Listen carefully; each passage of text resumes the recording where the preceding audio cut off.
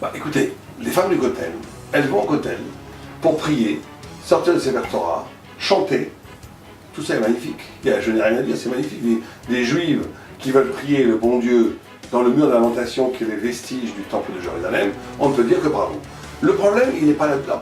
Le problème, c'est que si elles y vont vraiment pour prier, ça a toujours existé, des femmes qui allaient prier au Kotel. Ça a existé depuis que le Kotel a été donné aux Juifs depuis des siècles. Le problème, c'est que ce qui me gêne, moi, c'est qu'on utilise le judaïsme, pas le mot la religion, qu'on utilise la transcendance, qu'on utilise la beauté d'un lieu où c'est le lieu le plus proche de la présence divine, en l'instrumentalisant pour une revendication MLF, une revendication féministe. C'est ça qui me dérange. Et là, on a un petit problème. C'est qu'on a un problème, c'est que la modalité, la façon dont ces manifestations ont lieu, ce n'est pas une manifestation spirituelle. Ce n'est pas une manifestation où les gens vont pour prier, s'élever, s'approcher de Dieu.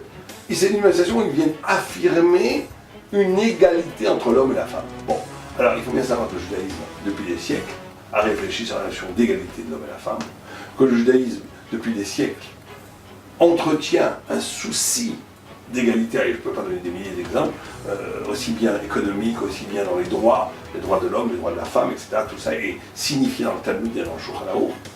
Et que ce que le judaïsme peut être, en vérité pas énormément, mais là où il peut y avoir un point de désaccord, c'est la modalité de cette égalité. C'est-à-dire qu'en Occident, l'égalité se confond avec l'abolition de toute différence.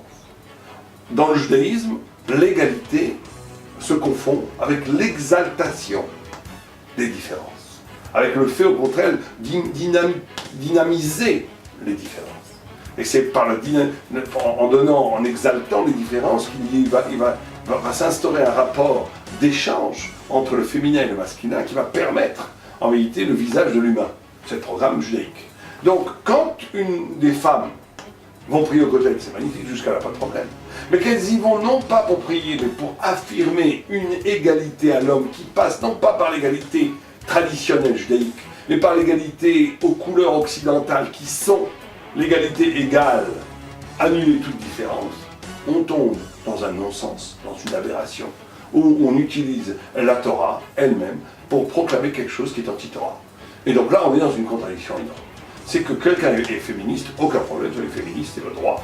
Mais soyez féministe dans la logique du féminisme, qui est la logique de l'histoire occidentale, qui est passée par une histoire qui a aboli toutes les formes traditionnelles pour affirmer la non-ontologie différentielle, ce qui veut dire en mots compliqués, qu'il n'y a pas de différence énorme entre l'homme et la femme, au point où aujourd'hui il y en a même la théorie des gens, on pense qu'il n'y a aucune femme et un homme, ça ne veut rien dire, l'homme peut être une femme, la femme peut être un homme, etc. Toutes ces théories-là, on veut y croire, chacun fait ce qu'il veut, chacun croit à ce qu'il veut, c'est pas le problème, on veut croire qu'une femme c'est un homme et un homme une femme, grand bien lui fasse, c'est pas le problème. Mais qu'on utilise la Torah elle-même pour entrer dans ce genre de démarche intellectuelle, c'est un non-sens intellectuel et spirituel.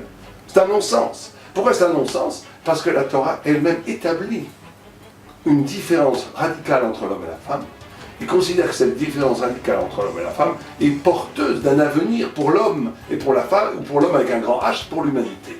Et donc venir au nom, sans s'en rendre compte sûrement, sans s'en rendre compte, venir au Kotel en affirmant de façon un peu grotesque et un peu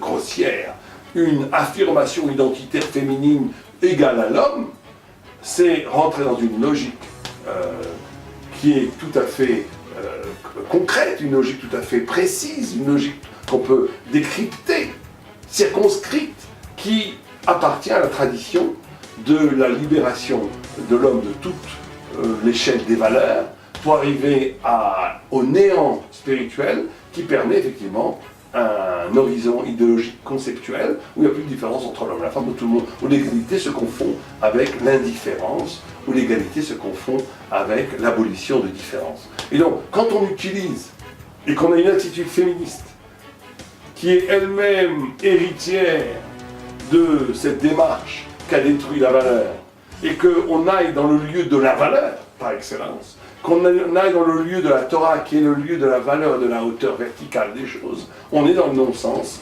conceptuel, dans le non-sens spirituel, on est dans l'aberration.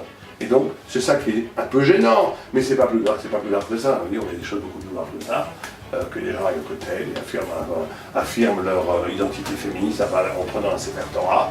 Ça ne me gêne pas plus que ça, c'est un peu embêtant pour que certaines questions halachiques, c'est un peu embêtant d'un point de vue on brouille tout le problème de la réforme, des réformés ou des conservatifs, de toute la pensée un peu plate qui caractérise ces courants-là, c'est qu'ils détruisent la racine métaphysique du judaïsme. C'est qu'au nom d'une revendication qui peut paraître sympathique, de l'égalité de l'homme et la femme, ou de liberté, ou de toutes sortes de notions occidentales, c'est qu'on détruit les racines infiniment profondes du judaïsme. Et on arrive à une pensée plate, ce que j'appelle la pensée de la platitude, ça veut dire la pensée que tout le monde pense partout, qu'il n'y a pas de différence entre l'homme et la femme, égalité, etc. Tout le catéchisme moderne qu'on entend jour et nuit partout, est réintroduit dans la Torah. Alors c'est ça qui est un peu gênant. On pourrait dire, messieurs, vous voulez la liberté, vous voulez la légalité, vous voulez la destruction des valeurs, très bien, c'est votre droit, mais au moins respectez la cathédrale spirituelle, si j'oserais l'expression, spirituelle, intellectuelle et poétique qu'est la Torah, et ne la ramenez pas à un petit château de sable.